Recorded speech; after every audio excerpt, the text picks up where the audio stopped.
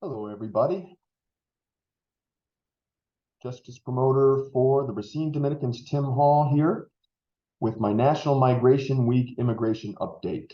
This is an update I originally delivered to Racine Dominican Sisters and Associates during National Migration Week in late September, but I am recording this in case anybody else would like to see it. We will start off with a prayer. So let's take a moment to bring ourselves into the presence of the God who loves us. Lord, make us bearers of hope so that where there is darkness, your light may shine. And where there is discouragement, confidence in the future may be reborn. Lord, make us instruments of your justice so that where there is exclusion, fraternity may flourish. And where there is greed, a spirit of sharing may grow. Lord, make us builders of your kingdom, together with migrants and refugees, and with all who dwell on the peripheries. Lord, let us learn how beautiful it is to live together as brothers and sisters. Amen. Okay, so we are rewinding to the spring. I'm beginning our update around spring 2023 when it seems like the most recent rash of major developments occurred. I will refrain from going into excessive detail on news items that happened in the spring, going into slightly more detail as those developments developed into their current status. So back in May, you'll recall that the Biden administration ended its policy allowing Customs and Border Protection, that's what the CBP acronym stands for, to quickly deport undocumented migrants entering the U.S. from the southern border pursuant to what's called Title 42. So Title 42 was this policy, and it was a COVID era policy that, on the basis of public health, cited COVID as a reason why asylum laws must be overridden to a certain extent and allow authorities to expel migrants at the border, contrary to a standard practice in the way we promulgate our asylum laws. Now, before Title 42 was ended, there were a lot of predictions that we were going to see this massive flood of people coming across the border, but that did not pan out. And it seems that that the end of Title 42 and the introduction of new asylum policy from the Biden administration may have disrupted the business model or business practices of the human traffickers who bring large numbers of people to our southern border. So around the same time as the revocation of Title 42, the Biden administration revised its asylum policy. This is still back in May. And you'll recall that those asylum policies, some progressive activists called that an asylum ban because it required asylum seekers to first seek asylum protection in some country other than the U.S. before filing an asylum claim in the U.S. It also introduced this smartphone app that asylum seekers were expected to use in order to arrange an appointment for themselves before arriving across the border. So there was this expectation that you sought asylum protections in at least one other country, and that you had a prearranged appointment before appearing across the border in the U.S. Seeking asylum protection. And a lot of progressive activists described these provisions in the Biden administration's new asylum policy as overly burdensome. And the U.S. District Court, now when I say district court, I'm talking about the lower level federal courts. So it may sound like a big deal when a federal court issues a ruling, but in high profile cases like this one, a U.S. District Court is often overruled or has its rulings modified by the courts of appeal. So although a U.S. district court blocked this new Biden administration policy in short order, that decision was appealed to the Fifth Circuit Court of Appeals. And so in August, the Fifth Circuit Court of Appeals, which is a notoriously conservative court of appeal in the federal system, ruled that the new provisions of the Biden asylum policy could remain in place while the appeal plays out. We have not yet received a decision in that case. Excuse me.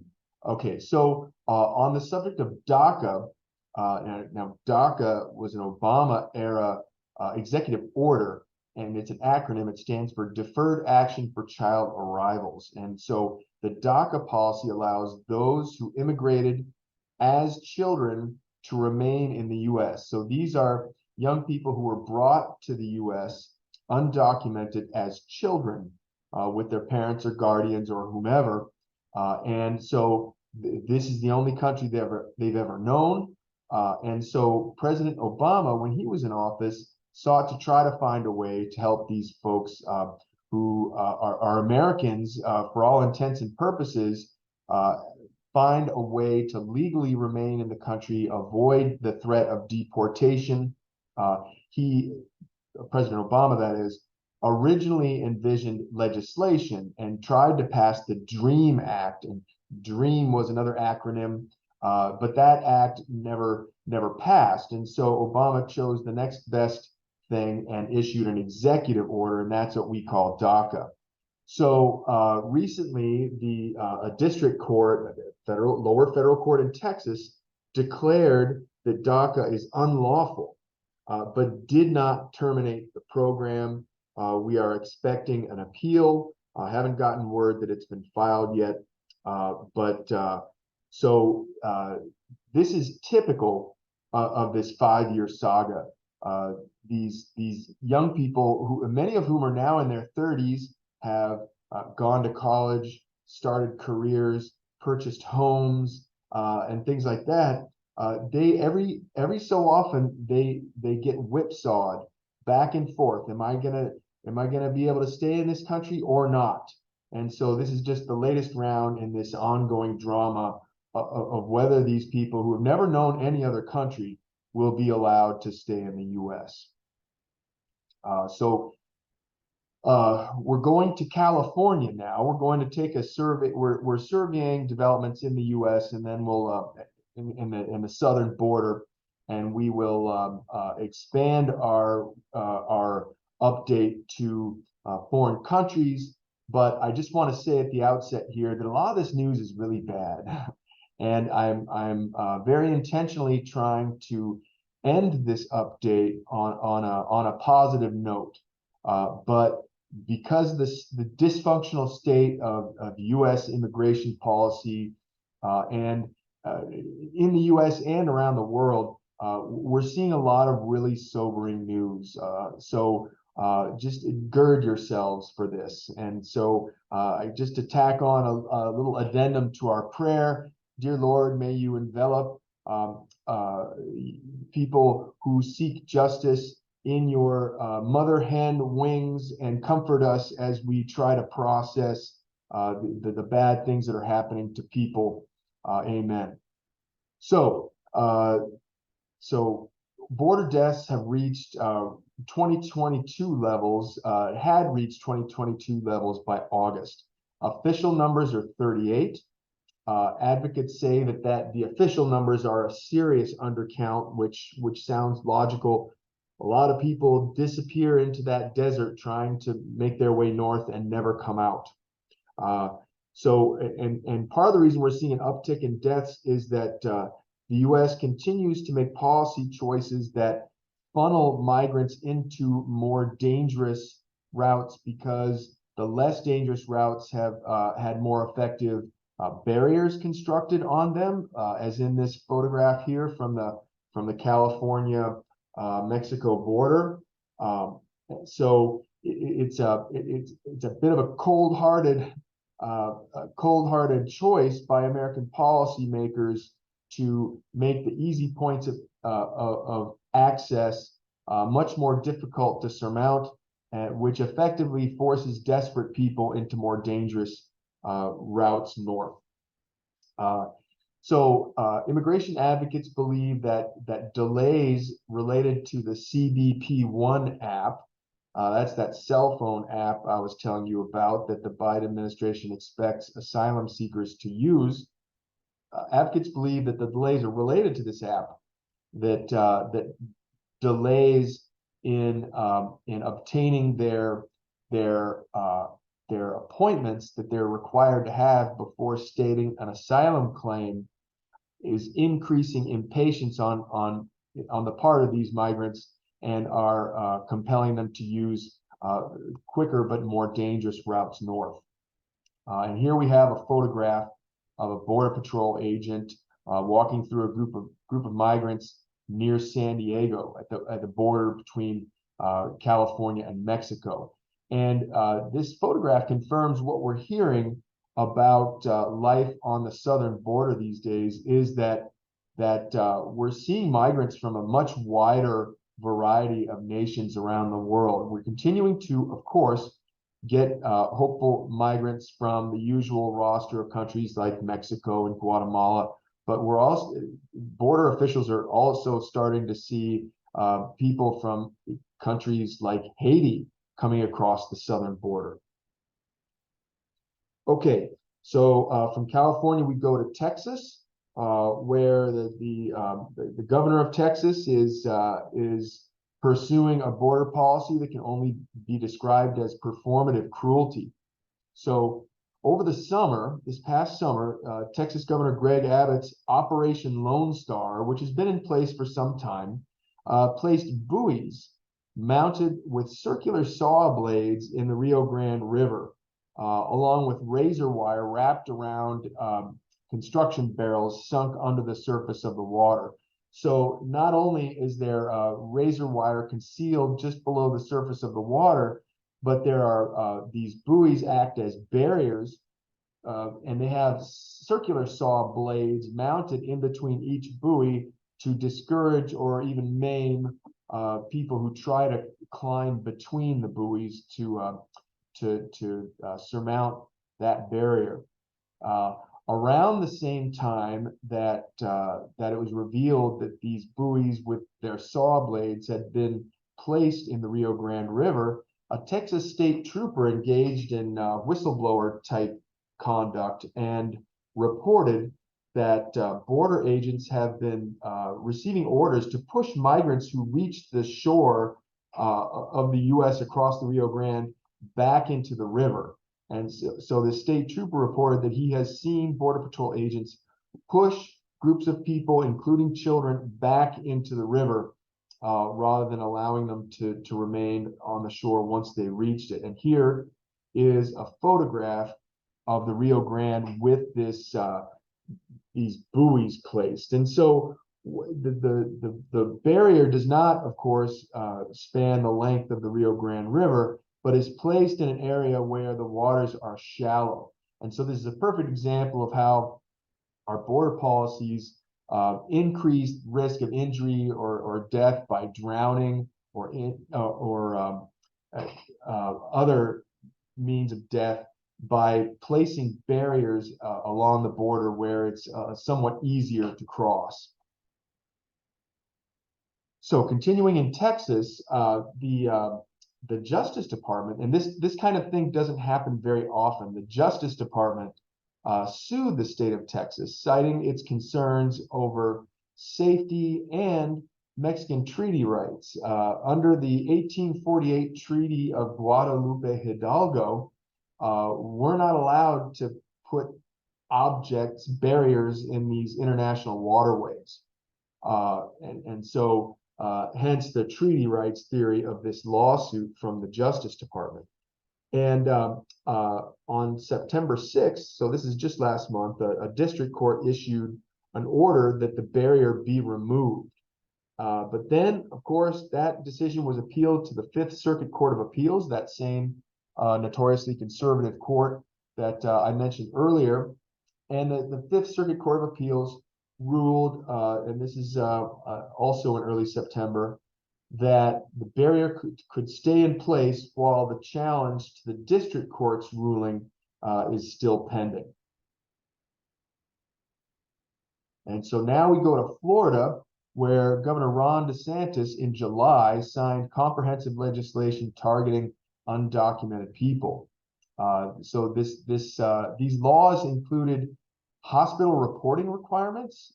So if an undocumented person seeks medical attention at a hospital, the hospital is supposed to inquire about their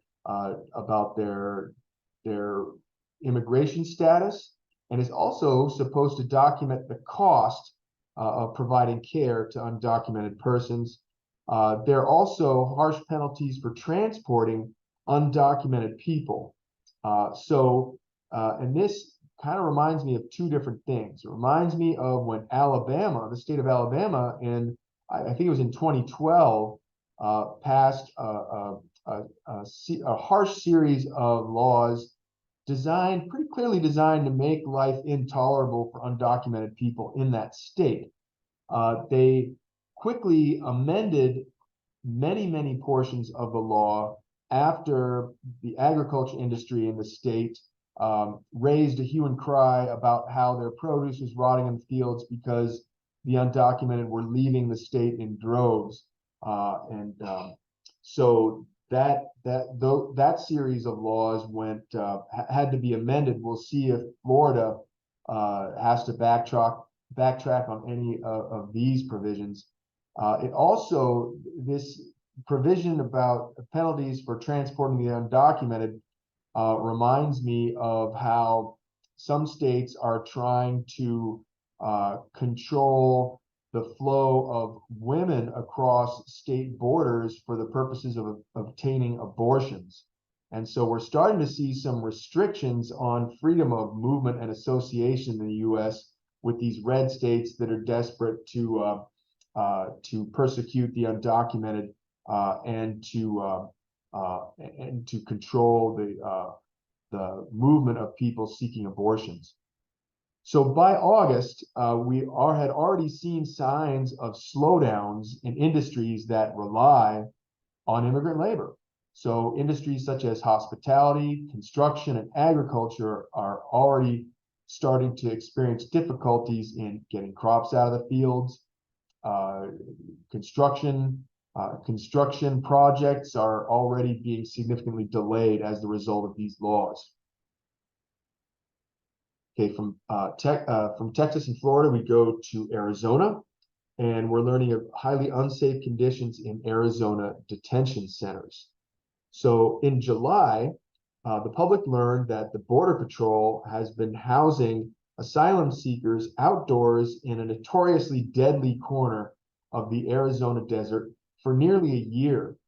It was learned that people are being kept basically in chain link cages out in the open. And so temperatures in Arizona over the summer were routinely reaching 114 degrees.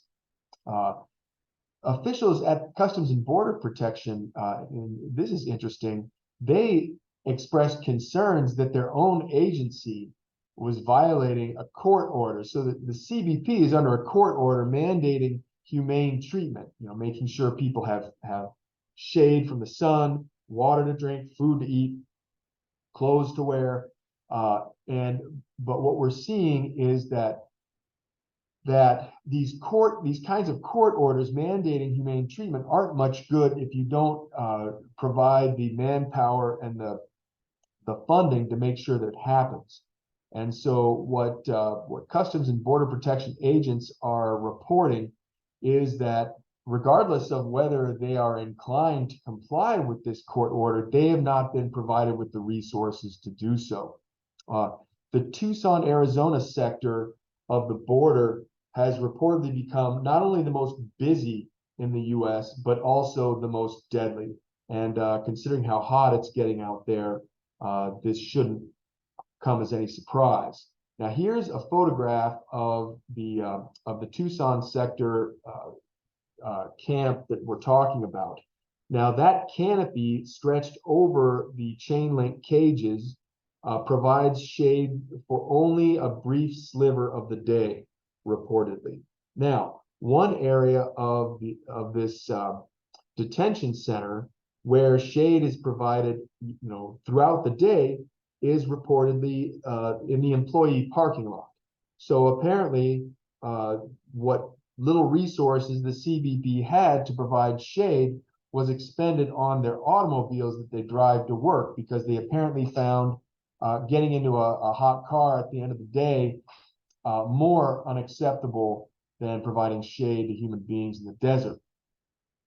So now we go to New Jersey, where back in 2021, New Jersey passed a law that outlawed private immigration detention contracts.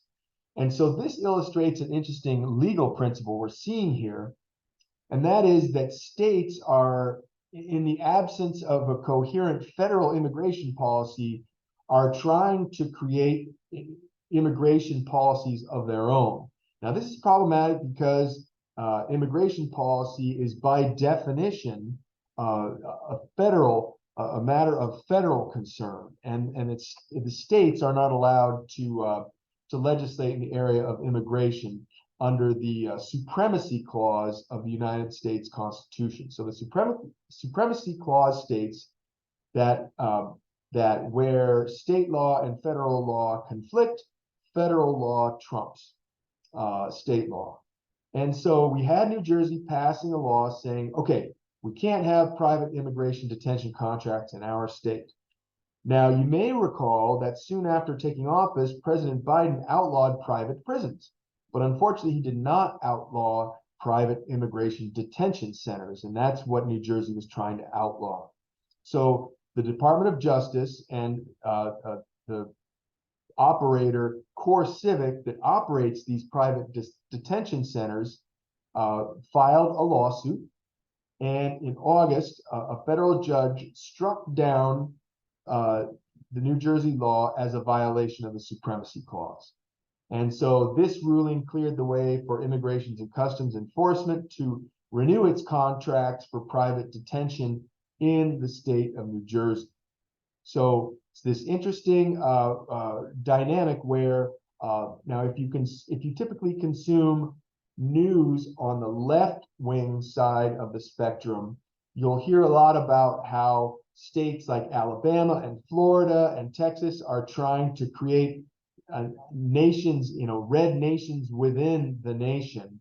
But we also have states like New Jersey passing such laws that are trying to stake out more left-wing, more blue kinds of policy in the absence of immigration policy at the federal level that everyone can live with. Okay, so we have immigration playing a role as an issue, as a wedge issue in the House Republican shutdown threat. So at the time of recording this presentation, we had a continuing resolution passed that gets the government funded until November. But leading up to that time, we had immigration play a role. Now, back in May, the House Republicans passed their Secure the Border Act, which was full of a host of policy preferences that they should have known would never pass the Senate, and of course it hasn't. It called for restarting border wall construction, increase in border agents, et cetera. It's like a right-wing wish list on immigration, doomed to never pass the Senate. But a lot of this kind of legislation is virtue signaling on the part of right-wing politicians to provide content for Fox News, and also to legislate or pretend to be legislating from heavily gerrymandered congressional districts where the only audience they're playing to are the really motivated, very far right-wing voters in Republican primaries. So they're really jockeying for position in Republican primaries because they don't feel very subject to their own voters throughout their congressional district. So last month, the House Republicans, they were not happy with the deal that House Speaker Kevin McCarthy struck with President Biden to avoid defaulting on our debt ceiling, on our national debt in the debt ceiling crisis. They began to threaten a government shutdown if their Secure the Border Act doesn't become law.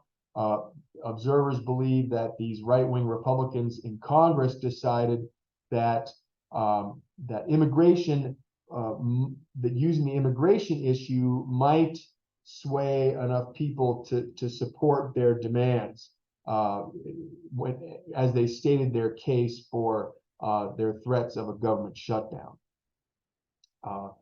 Also in national politics, Republican candidates, it has become fashionable to talk about making war on Mexico.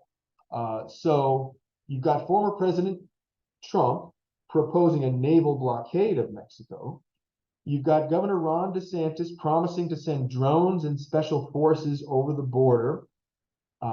He has taken a liking to the phrase "stone cold dead." He likes to talk about shooting people. Ostensibly, they're described as drug dealers, but he says that in a Ron DeSantis administration, he would just shoot people with backpacks coming across the border, stone cold dead. So we're seeing a lot of violent talk on the part of right-wing populist presidential candidates. Now, the closest thing to a moderate we have here in this lineup is former Vice President Mike Pence, who says he would send special forces into Mexico in partnership with the Mexican government, whatever that means. New Trump acolyte Vivek Ramaswamy has pledged that he would use the military to, quote, annihilate Mexican drug cartels. So we have a lot of saber rattling in the direction of Mexico on the part of our Republican presidential candidates. We've also seen Republican lawmakers talking about defunding groups like Catholic Charities, not just Catholic Charities, but also other aid groups that are trying to make things better, provide relief to people in need at the border. So back in July, Republicans in Congress threatened to defund Catholic Charities, and these threats echoed campaigns by conservative Catholic groups like churchmilitant.com to defund Department of Homeland Security programs, which provide support for faith-based aid groups providing aid at the border. And so what I've noticed is that the way these conservative Catholic groups and their supporters in Congress express their concerns about the border, it often echoes these conspiracy theories about child sex trafficking that are so prevalent. So for those of you that know anything about QAnon, that internet political cult that believes that left-wing Democratic politicians are harvesting children to remain forever young. It's a very strange cult, QAnon, but it seems to be inordinately preoccupied with child sex trafficking. And we're also seeing, films like Sound of Freedom, which engage in these, violent fantasies about using guns to protect children, to rescue children.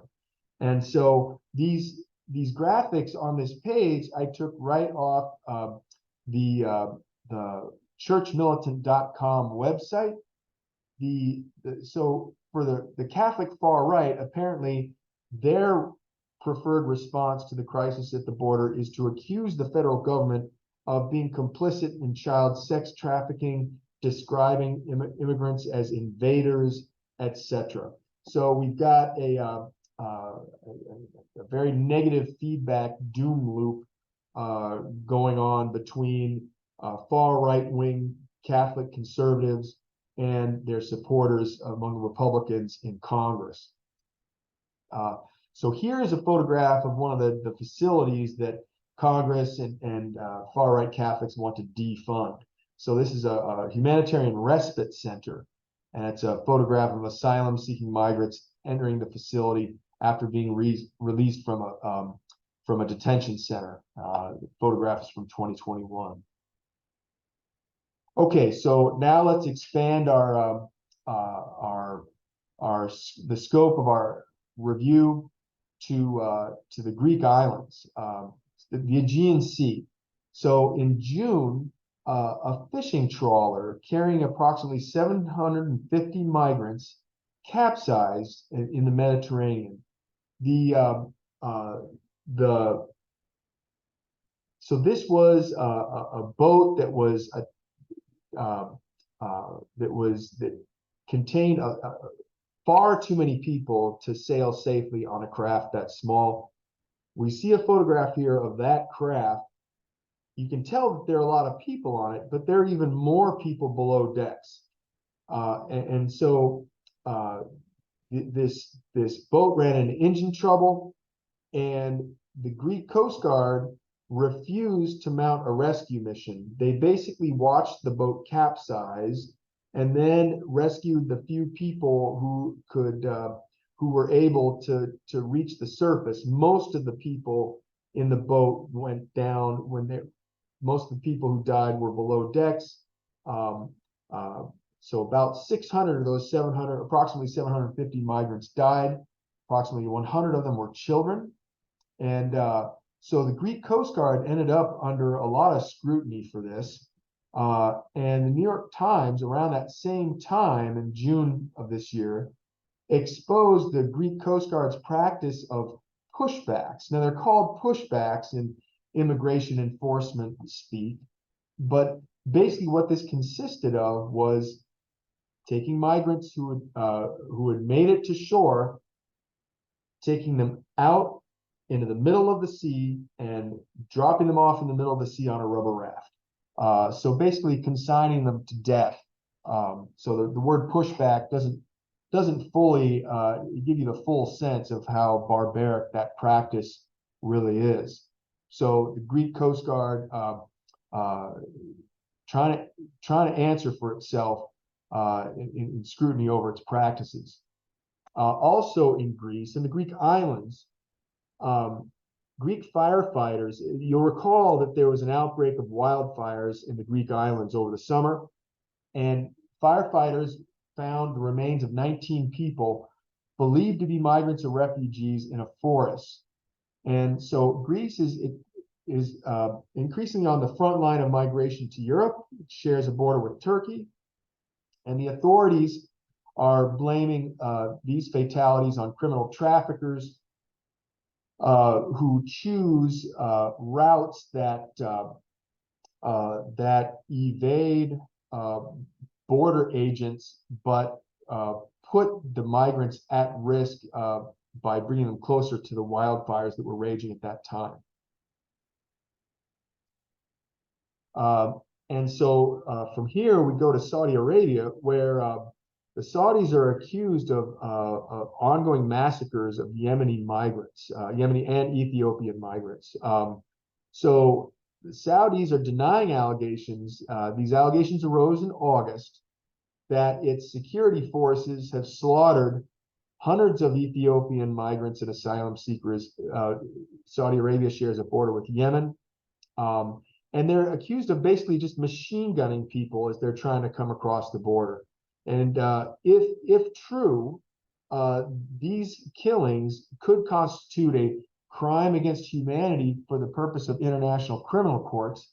And the Biden administration is currently pressing the Saudis to identify the military unit that engaged in these killings, because the U.S. needs to figure out if these weapons that they're selling to Saudi Arabia are being used to gun down helpless migrants as they try to come across the border. So this is tough stuff. This is really tough stuff. So that concludes our whirlwind, mostly bad news tour of what is happening in the U.S. and internationally. But I wanted to end on a positive note here. And I was fortunate enough to teach for a couple years at St. Anthony High School in Milwaukee, and that was back in like from 2012 to 2014.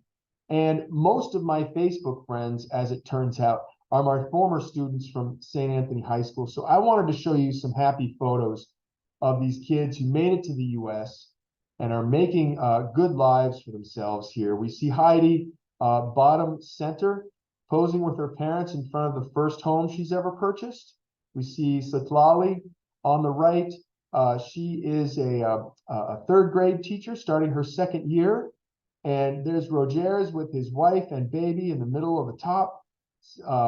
And a wedding photo, lower left, and some of my former students' kids playing soccer in the sun in Milwaukee. So people are making it to the US and they are making lives here. And when I recently addressed St. Catherine's High School at a special National Migration Week prayer service, I was talking about Catholic social teachings and our obligation to welcome the stranger. But I made sure to tell these kids that in many instances, they're no longer strangers. They're already here. They're already in this country, and the future belongs to them. They're out there. They're doing it. Economists have long established. They recently established once and for all that the most economically productive people in this country are first generation, are the children of first generation migrants. And so these fabulous, beautiful young people are out there making their lives, and there's lots to be happy about, because our politics, these divisive politics over immigration is basically fighting a battle in a war that's already won. These people already here. You watch the commercials on TV, and they're commercials aimed at LGBTQ people, at Hispanic families, at Black families. They are a part of this country, even though some of us can't figure out the reality of the situation, that these folks are here, they are American, and that the nation does belong to them already. So I wanted to end this presentation for you all on that hopeful note. But also some inspirational photographs. These are migrants preparing for the journey through the Darien Gap. And the Darien Gap is a perilous voyage through a mountainous jungle that connects South America to Central America. And so these people know they're about to take a dangerous journey. Their lives in their home countries, through no fault of their own, has become unlivable. And I wanted to show you this photo because, to me, this is an illustration of the unconquerable triumph of the human spirit. These people will not be denied their chance to make a life where their children can be happy and where they can prosper and they can come to our country to work and make their home here. And here is a photograph of the Darien Gap. There's a group of migrants toward the bottom middle of the photograph who are gathering in preparation to make that journey before crossing into Panama. And so these are brave people. These are not only determined people, but they're brave people. And so let's pray hard that our country finds a way to welcome these people who just want to live and work and watch their children play in the sun here in our country. So so I just want to leave you with those hopeful images and messages. And thanks for watching, and God bless. And we'll see you next time for our next immigration update.